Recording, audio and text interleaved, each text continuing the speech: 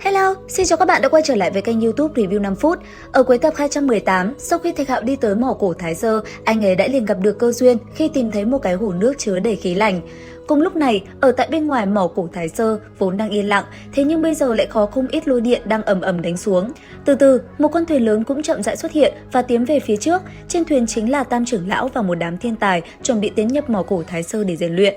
Đang đi, đột nhiên một người lấy ra pháp bảo, đó là một cái cửu hoàng lô để thăm dò nơi này. Nhất thời, khi nó vừa bay ra thì sóng kình lực đã ầm ầm khuếch tán. Nhất thời, một màu cam đỏ sậm từ từ tản ra, rồi bao phủ toàn bộ nơi này. Khi thứ này xuất ra, ngay lập tức nó liền thu hút ánh nhìn của mọi người. Sau đó, nó liền tạo thành một màn chắn bao phủ 5 người chuẩn bị tiến vào ở bên trong. Tiếp theo, tốc người đầu tiên, bọn họ dưới sự yểm trợ của màn chắn cũng liền tiến vào mỏ cổ Thái Sơ. Còn ở tại bên trong mỏ cổ, Thạch Hạo ngồi trên hồ nước vẫn đang tận lực hấp thu linh lực ẩn chứa bên trong hồ. Càng ngày, xung quanh Thạch Hạo lại càng biến đổi, mặt đất cũng bắt đầu xuất hiện rung động, từng đốm sáng không ngừng dâng lên. Từ từ, nó hóa thành một luồng khí mạnh mẽ đi vào bên trong cơ thể Thạch Hạo để anh ấy hấp thu và tẩm bổ. Cứ thế, Thạch Hạo ngồi ở vị trí trung tâm và tiến hành tu luyện. Lần cơ duyên này, nó như giúp anh ấy thoát thai hoán cốt một lần nữa.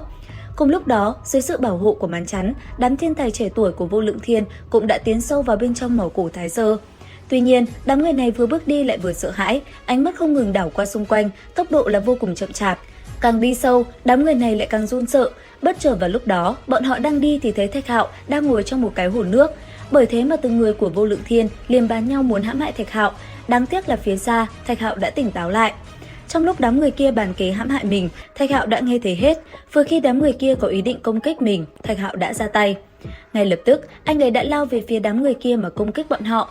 Thế nhưng, đám người kia chỉ giật mình trong giây lát. Tích tắc sau, bọn họ đã liền cùng nhau vận dụng thần lô hóa thành 9 con phượng hoàng lửa bay về phía trước và công kích đối thủ. Đáng tiếc cho bọn họ, Thạch Hạo cũng có vạn linh đồ, ngay lập tức xuất ra pháp bảo, anh ấy liền ném nó về phía trước giao chiến với thần lô. Cứ như thế, trận chiến giữa hai bên diễn ra vô cùng hấp dẫn. Cuối cùng, thần lô dưới sự điều khiển của đám người yếu nhất kia cũng thất bại. Chỉ thấy bùm một tiếng, mặt nước bắn tung tóe, đám người kia ướt nhẹp, chẳng còn mặt mũi nào mà ra oai như lúc trước. Tuy nhiên, ngay khi Thạch Hạo muốn đánh tiếp dạy cho đám người kia một bài học thì thần lô lại một lần nữa rung động. Ngay lập tức, nó liền bao phủ lấy đám người này giúp bay đi ra bên ngoài. Thế nhưng, vừa bay đi được một đoạn thì thần lô đã bị giữ lại. Sau đó, Thạch Hạo cùng đám người kia đột nhiên nghe thấy từng âm thanh tụng kinh kỳ lạ. Nháy mắt sau, nguyên thần của Thạch Hạo đã ở trong không gian tụng kinh đó. Giờ khắc ấy, xung quanh nguyên thần của Thạch Hạo vang lên từng tiếng cổ kinh, bao phủ lấy nó là 6 bức tượng khổng lồ tượng trưng cho lục đạo luân hồi. Nhìn mọi thứ xung quanh, nguyên thần Thạch Hạo liền ngồi xuống bắt đầu ngộ đạo. Cùng lúc đó ở bên ngoài, cơ thể anh ấy cũng được bao phủ bởi một luồng ánh sáng vàng. Mở hai mắt, một luồng ánh sáng phóng ra như muốn xuyên phá toàn bộ nơi đây. Bất chợt vào lúc đó, bên ngoài thân thể Thạch Hạo, trên giáp lôi đế cũng từ từ bao bọc lấy thân thể anh ấy, từng luồng lôi điện vàng rực tỏa ra như muốn chiếu rọi nơi đây. Đồng thời bên trong không gian kia, nơi có nguyên thần Thạch Hạo, không gian cũng chấn động, kinh khí bạo phát ra xung quanh. Trước cực Thạch Hạo, một thứ gì đó sáng chói cũng bất ngờ đi ra, rồi tự động tiến về phía trước, sau đó dung nhập vào bên trong một phiến đá nhỏ có khắc từng ký tự lục đạo luân hồi. Cứ thế, khi phiến đá này sáng lên thì xung quanh nguyên thần của Thạch Hạo, từng luồng khí màu vàng rực từ những bức tượng cũng bay ra.